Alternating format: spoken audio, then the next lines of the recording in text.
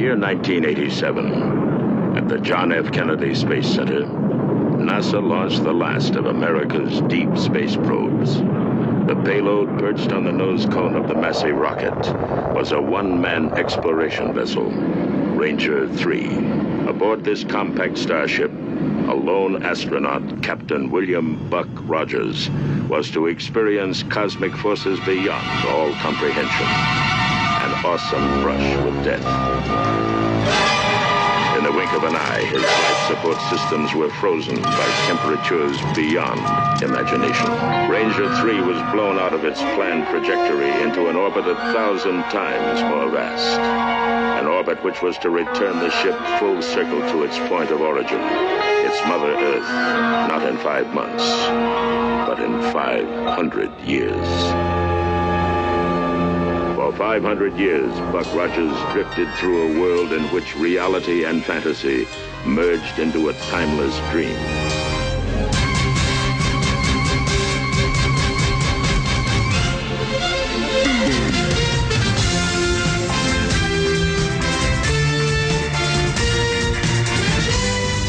Hi, everyone, and welcome once again to Geek Fest Rants. My name is Carlos Perone, and joining me today, I have James here. Say hi, James. Hello, Buck. What could this be? Well, today we are going to be tackling Buck Rogers, the TV show, back from 1979, 1980, something like that. This is a show that, for me, it's very unusual how I got into it. It's very easy to see why I would get into it, but why don't you start off, James, with telling us a little bit about what you remember from the show, and then we'll talk about the premise and some of the more memorable episodes and the usual rigmarole that comes with these type of shows that we love at one point and the next day we can't believe we admit we did. Well, it's Buck Rogers in the 25th century. Buck Rogers had been around for ages, had been serials in the movies. Our fathers had known who Buck Rogers was, Buster Comics, Crab, comic books. everything. So it was natural after Star Wars that anybody who had any science fiction property at their disposal would try very quickly to get something started and get something new produced. So this is around 1978 that they decide, hey, Universal, we have Buck Rogers. And they also had a production deal with Glenn Larson, who had just spearheaded Battlestar Galactica Right, they were in the for process, the ABC they network. were already in the process of that. You could see how business works. In addition to Star Wars being a hit, Synergy. yeah. In addition to Star Wars being a hit in the theater, well, everybody wants their own Star Wars. For the sake of this argument, ABC gets Battlestar Galactica from Glenn Larson from his Adam's Ark original storyline, which is then co-opted to be more Star Wars-esque, so on and so forth. Well, NBC, of course, decides they want their own Star Wars and / Battlestar Galactica to compete with ABC. So they have the ability, somebody comes up and says, we have Buck Rogers, Glenn Larson. You've got this show over here. You seem to be able to know how to put a show together. Let's work on Buck Rogers in the 25th century. Fantastic. What could go wrong? Buck Rogers has been around before Star Wars. Lucas claims his inspiration for Star Wars was Buck and Flash. So it just seems like a perfect, the tail chasing the dog or whatever. However, what's important to notice here is that because the original deal was made with Universal, Universal apparently had the right to opt into distributing the pilot in a movie form. It turns out they created this feature-length pilot a lot like Battlestar Galactica did. The Battlestar Galactica pilot took 3 hours. Now, it wasn't a 3-hour show because there were commercials, but that was eventually released theatrically. Mm-hmm. That's where I saw. I actually saw the pilot of Battlestar first in the theater, even though I had already been watching the series. It just worked out that way because of, my life. Buck, on the other hand, they felt they had a good story and they had a good-looking movie. They released it in the theater first. That's how I saw it. I think that's how you say you saw it. Mm-hmm. Now, it had some really cool elements. If you watch the theatrical release, it's like a little bit more risque. There's some extra stuff going on towards the beginning, at least, and I dig it. I really thought it was a good movie. I'm a kid at that point, so again, as we always say with science fiction after Star Wars, we were sponges. Well, 78, we were 8, 9 years old? Yeah, well, maybe you were. I recall anything that was coming out at that point that was science fiction, I had to go see. So Buck Rogers comes out, I go to the movie theaters, good story. Buck's pretty cool. Twiki is their version of R2. Now, there was no Twiki in the original Buck Rogers from the 30s and 40s serials. So that was obviously a little new thing to try to get Star Wars-ish. Good-looking ladies, adventure, good spaceships. Now, I have to tell you, looking back on it, I didn't know this at the time because you just don't realize it. You're not that sophisticated. But after we've seen so many different levels of quality of special effects, the special effects are TV-ish. Now, Battlestar Galactica almost can be movie quality, at least the early episodes. But Buck Rogers did have a bit of a TV feel to it. Yep. Even though we were watching it on the big screen. But at the time, we didn't know. We're just dopey kids that wanted to see some crazy new movie. The movie was pretty well received. I don't think it was a blockbuster or anything, but that was just kind of like to introduce people to the character. And they had a series already planned. This was, a done deal. And in September, the series launched as Buck Rogers in the 25th Century, and then picked up after the movie ended in, Buck's life on Earth. Now, he worked in New Chicago and Dr. Hewer and Wilma and the whole thing. And it turned out to be a decent looking show, and it started off with potential. Now, granted, I really didn't get excited even then about a slightly paunchy Gil Gerard in satiny, tight skin suits. However, Erin Gray, even then, I knew that she was hot and she was good looking. I remember this navy satiny skin tight suit that she would wear in her off hours, Wilma, with her hair down and stuff like that. It's funny how the style of the clothes, I guess they purposely decided to go for what I would call a stereotypical futuristic look. Yeah. The satin tights. Shiny material. Yeah, it's like, ooh. Now, sometimes they would dress him down in more earth tones. And Buck was wearing this vest with an open V-neck right. kind of shirt. And just like chest. Shatner ended up not having, they try to put him in looser outfits, so did Gil. Because Gil clearly enjoyed his success. But look, we get carried away. This wasn't a terrible show. This had a good cast, good enough special effects to get 8 to 10-year-old boys into it. Some hot-looking ladies for a little older crowd. There was Princess Ardala, who... Hubba hubba. Now, she was hot. Now, looking back on that, that's what I'm talking about. Things were a little risque. There were some scenes that seemed a little suggestive that didn't quite make the TV cut. Because I do recall there was a few slight snips, pardon the pun, on the TV version because you just watched it in March, hey, something's missing here. I thought I saw that, but whatever. And who can forget that fantastic sung theme song? The original theme song actually had words sung by some effeminate sounding male voice that had words, just like allegedly the original Star Trek theme had words that never quite made it to air. These words actually appear, and with the power of YouTube, you too can hear the original version of the theme. But it wasn't even terrible music. It was a TV version of science fiction. Now, what was the original premise? What year was it? Do you remember? I'll give you a hint. The year was 1987. Yeah. I'm William Conrad. So Buck goes up in a space shuttle. It's kind of like a modified, regular Columbia Challenger type space shuttle. Ranger 3. He winds up, I don't know, asteroid, storm, meteor, some kind of nonsense. He's frozen, and the ship is kind of like screwed around with for 500 years. And then and then you see Buck's body in suspended animation, and the clock is ticking on the bottom of the title screen until the theme kicks in, and there's Buck back. Ooh. Now, it actually, if you think about the show, it was a little bit unnerving because think about this. You could go back in time and you at least know what the potential is, but you'd be frustrated to death because you don't have your conveniences. You're mowing your lawn with the hedge clippers or something. Well, it's the proverbial fish out of water. You go into the future, and now think about somebody who just went from the 50s to today. They'd look at a cell phone like it was something crazy. They'd probably lose their mind, a flat screen TV. The theory of what it is there. So now everything that Buck knew is gone, and they even make a point of showing that because he goes to a cemetery. But it's funny because every episode of, once we get to the actual show, there's always going to be a reference to him making some kind of crack or joke about, oh, you guys remember the blah, blah, blah. And they're like, no, Buck, what are you talking about? Buck wants to order a Heineken, but of course nobody knows, Or Buck is sad because, oh, no, that person is probably dead. But he has his good friend Twiki there and Dr. Theopolis. Hello. The very smart boombox. It looks like a Flava Flav computer hanging off of Tweaky's chest. And that's what Tweaky's role is. These AI type professorial leaders would be carried around by these Tweaky robots. And those were the leaders of the society because I guess after the nuclear war, people couldn't be trusted to lead their own lives or something like that. I like when they had a female Tweaky. I forget what her name was, but she was like, "Hello, Tweaky, how are you?" And Tweaky's like, "How you doing? Hubba hubba."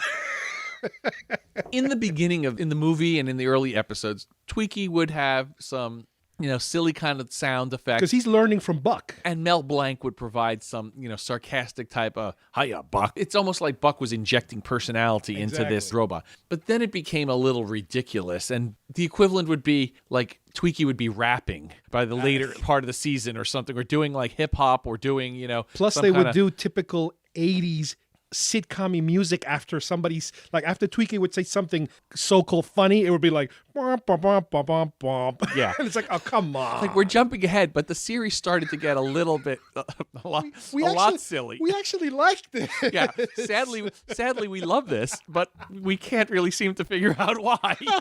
I mean, well, let me give you my background, okay?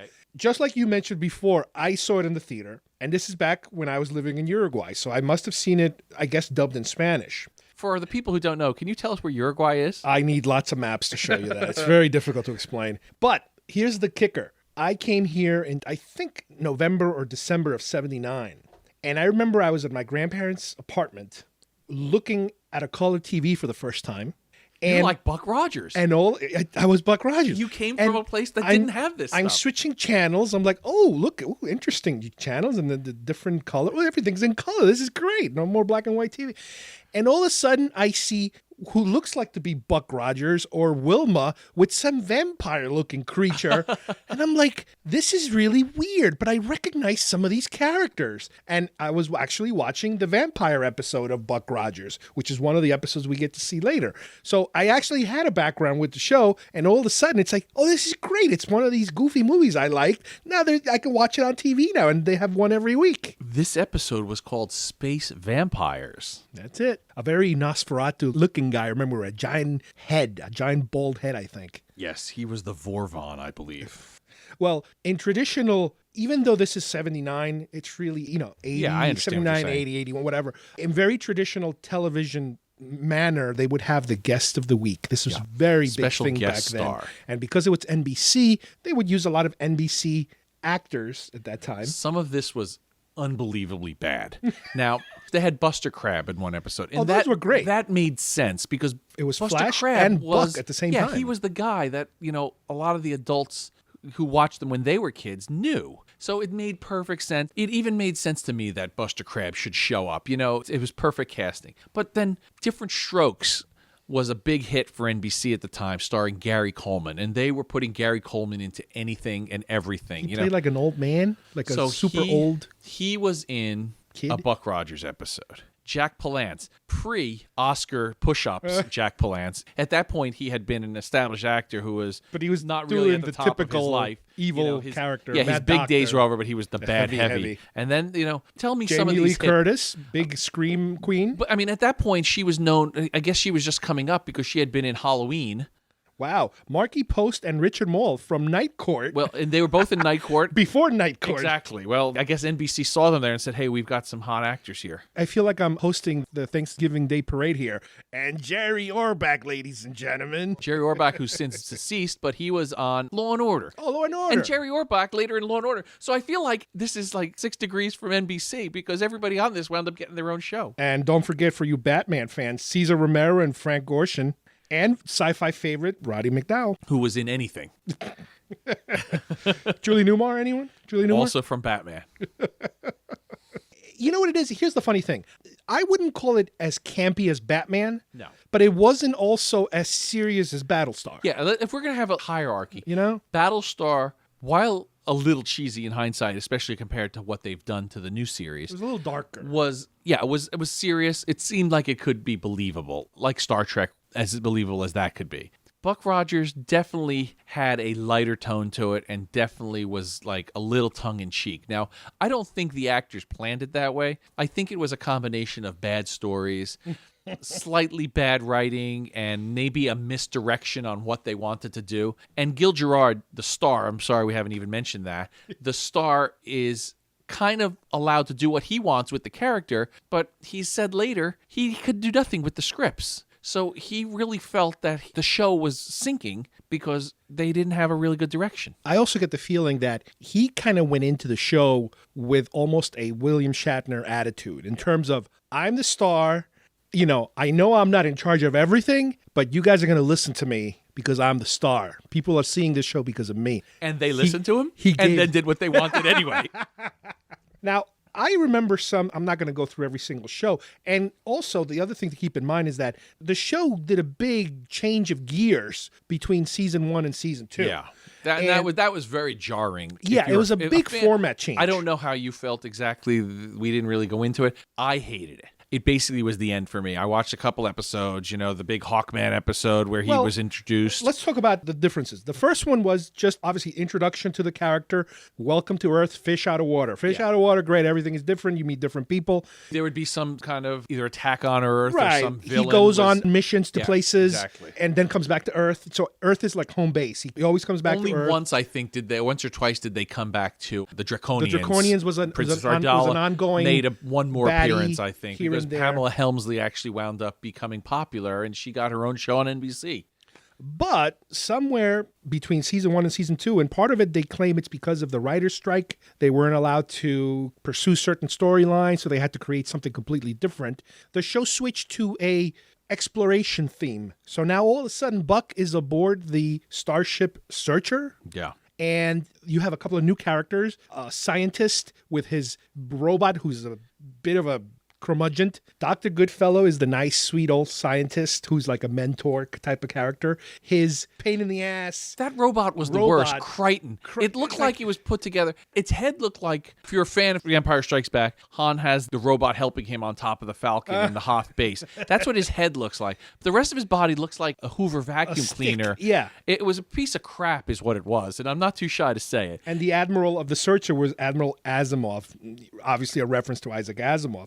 And one of the opening episodes of season 2 involved the Hawkman, or the Hawk, which is a character based on hawks, kind of like that, or part man, It was a part Birdman. hawk. Just say it. Yeah, kind of like I don't know. It was It's weird. not that ridiculous because if anybody knows the old Buck Rogers, these types of things showed Combine up. animals like and Flash people. Gordon having the Hawkmen and the different people, the men from Arborea and stuff. This is not supposed to be that way, though, based on the incarnation that we've been delivered in the movie and in the early part of the season. And now for it to fall into this, it almost felt like it was a Saturday morning show. Now, as silly as that character was, I remember I used to love the sequence when Hawk in his Hawk ship is doing like a dogfight with Buck, I believe. And the Hawk ship has the talons, and he grabs onto Buck's ship. To Buck's ship.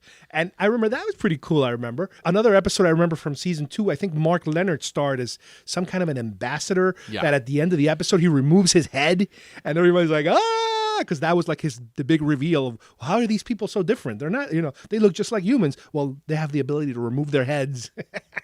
That was kind of cool. There was an episode, it might have been the same one, or where you see like these half man, half goat creatures with like laser whips. Really bizarre stuff. I think of the movie fondly, but I don't think of the series as well as, I wish I did, because that Searcher stuff really fell apart. And then it ended very quickly. It died a quick death because people just turned away from it. And by that time, everybody moved on. How could you forget Vegas in Space? Was that the one that they were all doing this dance with like an orb and they're all... Yeah, that's right. Now, I don't know if it's coincidence or what, but there's a reoccurring theme here that we seem to be very fond of these old sci-fi shows. But we make fun of them. That we make fun of them constantly, and that they only lasted like a season or two, tops.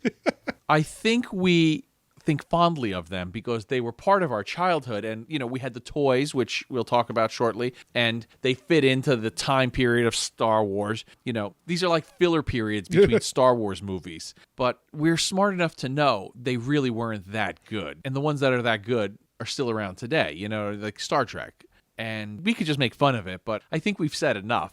But I would like to mention at least the toys because I thought they were pretty cool. Well, here's the thing. Before we touch on the toys, let's also mention the fact that, because we mentioned earlier that this show has a connection to Battlestar Galactica, not only in the fact that the creator of the show is the executive producer of both those shows, but because they were kind of running parallel to each other very briefly, because they, like I said, they only lasted a year or two, you will see some of the props from Battlestar show up, especially in the pilot for Buck Rogers, because it was all Universal. It was all they were saving reused sets, you reused props, reuse this, reuse that. And there's certain things apparently that you could find on both places. And Battlestar Galactica was actually off the air already when Buck Rogers launched. So maybe they did some of that. They were already done, so they stole some of the sets and props. Now, toy-wise, this wasn't Star Wars. No, this was another one of those situations where they had high hopes for the show. So they did put out a pretty comprehensive toy line. They had large-size figures, which looked like the actors were supposed to, and they were pretty good. The decor was pretty good. The clothing looked like it was supposed to. And there was a 3 3/4 inch line, but again, it was made by Mego, which at the time, and even to this day, it holds up more like a second tier of quality. The Hasbro G.I. Joes were top tier. Of course, the Kenner Star Wars were top tier. But it just feels like as good as the figures looked, the posability was kind of off. It looked like the arms were just stuck to it with a screw instead of, joint fit into the joints to make it look more flush. And the heads are usually a little bigger than they should be because and the they need faces the are detail. dead. I've mentioned this in previous shows. There's no features of lips or eye. There's nothing, the black of the eye or anything. It's just a mold with like features. Yeah, maybe 1 or 2 colors. That's it. Hair and face. But the uniforms tend to be accurate. It's weird. And as usual, when you're dealing with non-human characters, They were good. Like the Tweaky was perfect. The Draconian fighter with the big helmet, he looked like a samurai helmet. Right, because you don't see his face. They're perfect. On Tiger Man was kind of good too, because you could hide a little detail. Tiger Man, because you could hide him with his tan, and he was bald and big, and he looked like he was going to kick your butt. And the ships were great. I do recall they look nice. We still have the ships. They're in good. Just like in Star Wars, you can never get to this proper scale because of the size, but the detail was very good. But the Buck ship was actually close to being in scale because that held 2 people, I believe, and it had room for the 2 people, if I'm not mistaken. I like the Draconian fighters. Those are cool. But the quality was crap. And I still have them, so I know. The Star Wars felt like they were made out of sturdy material. That's why a lot of them are still around. These Buck ships were a thinner, like a lighter plastic. Like a softer plastic. And the 2 front nose cones and the 2 rockets on the back were popped on. You popped them on, and you hope they didn't break or get lost because then you had no ship anymore. Now, I guess you could kind of say that, well, in Star Wars, you could lose the pieces of some of the spaceships, but this was just an inferior quality. Anybody who collects toys knows it just wasn't, a well-made toy. Wow. That's too bad because, like I said, I do remember them. And I remember there was one point where I was so impressed by their 12-inch figures, their 12-inch dolls, if you will. Because, like I said, when you get to that size, you can do so much more detailing the bigger it is. And I can remember saying to myself, oh, why did I buy all these Star Wars toys when I could have had these cool large Buck Rogers things? And it's like, I would be probably kicking myself today if I would have followed up on that one. Your large Buck Rogers collection, 4 dolls and a Tweaky. Well, the Tweaky, not only didn't the large size Tweaky and also the small size Tweaky, didn't they talk or something or move or something? No, well, I don't recall about the talking features or not, but the large size Tweaky had a wind up feature that he would walk. His arms and head moved like a regular action, like large size action figure, but his legs had a mechanism like a couple of the 70s toys had that, almost like the way the silent running robots moved. That they to wind them up. Yeah, Jason and Star Command. Exactly, and they'd pass over each other, and it was balanced. If as long as you didn't do anything kooky to it. It's a shame because if the show would have lasted longer, I could imagine them making more figures. And yeah, they made a base. It was supposed to be like a landing area, like a control center for the ship, and it was like inferior plastic. If people still have them, if they played with them, they probably fell apart. Do you remember if they made any guns? They did make guns for the figures, and then they made one gun, I believe, the Buck Rogers gun for the kids. For kids. Okay. That I do recall having, but don't remember if we still have it anymore. Again, and it's because it's a short-lived show. By the time merchandising rolls around, they really don't have time because then they pull the plug and everything goes bye-bye. But, other than like Topps cards, I don't remember like any other offshoots from the show itself. I mean, you can get the cards. The cards are still out there. And this is one of those shows that every season when they announce new shows, I'm always thinking, okay, this is it. This is the year where somebody reboots Buck Rogers. And so far it hasn't happened, and I'm shocked.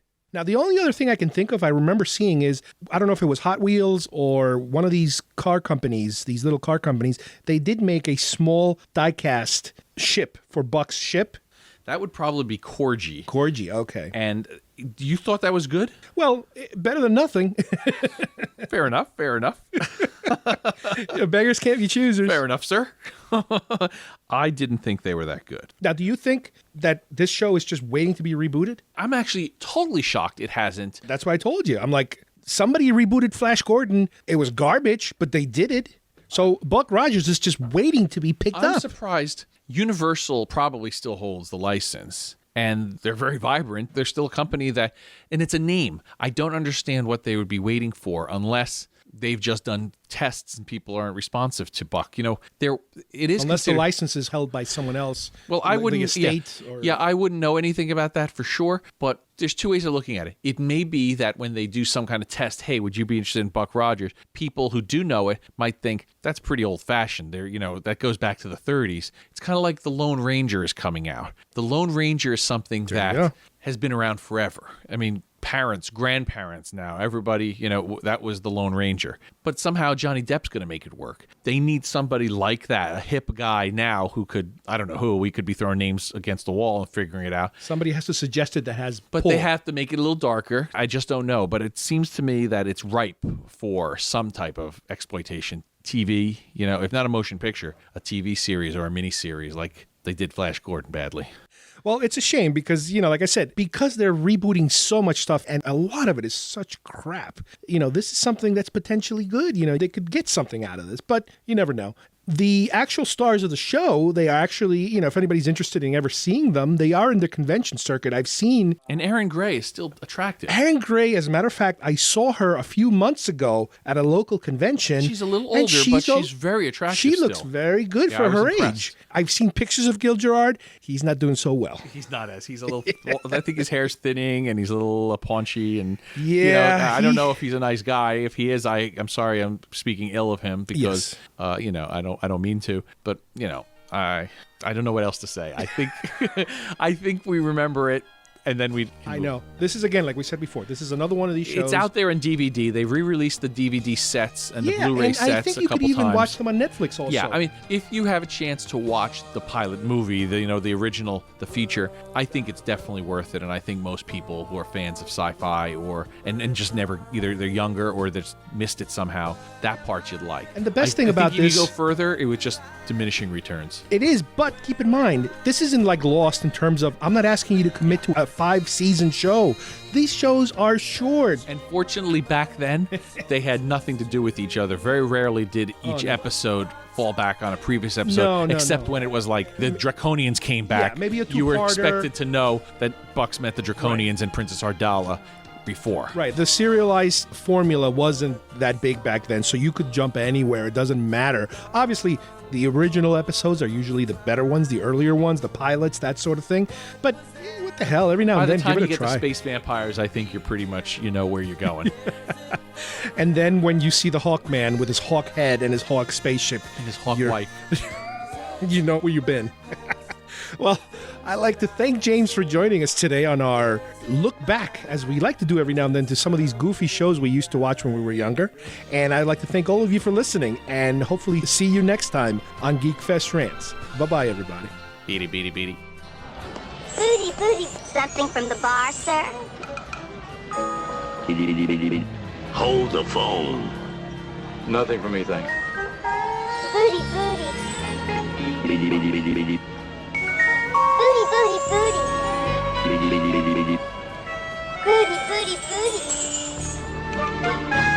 booty, booty. Twinkie? Twinkie, where are you going? Don't ask. Far beyond this world I've known, far beyond my time. What kind of world am I going to find? Will it